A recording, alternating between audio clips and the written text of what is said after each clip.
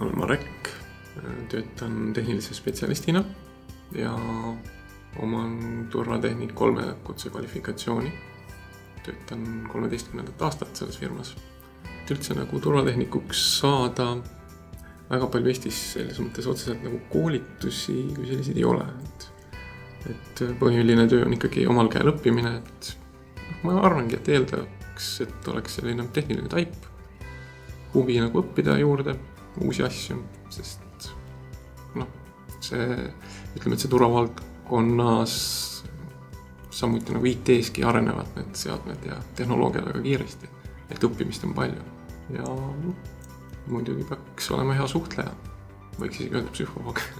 Suhtlus on väga suur protsent tegelikult tehniku tööst, see vahetu suhtlus.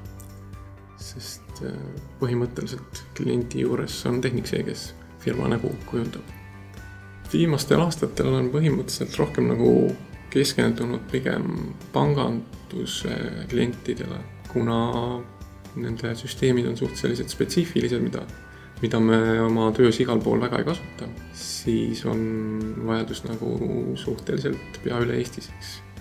Tehniku töö juures kindlasti sellise hea feelingu või hea tunde tööpäeva lõpuks annab kindlasti see, kui midagi suudad korda saata, korda teha, hästi läheb kõik, et siis õhtul see tunne on, et oled midagi ära teinud.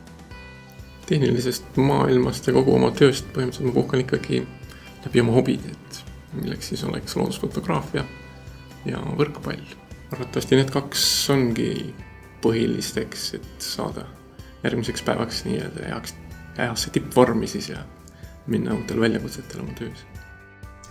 Marek on suurepärane tehniline spetsialist ja tegeleb väga huvitavate suurte projektidega ja nende lahendustega. Ja lisaks veel, ta on meie ettevõttes usaldusisik, mis näitab väga palju. Ta on nagu vahelüli juhtkonna töötaja vahel. See räägib sellest, et Marekul ikka väga kõva sotsiaalne närv. Kuulata kõik need töötajad ära ja lahendada, aru saama neid mured ja aidata neid lahendada kaasa.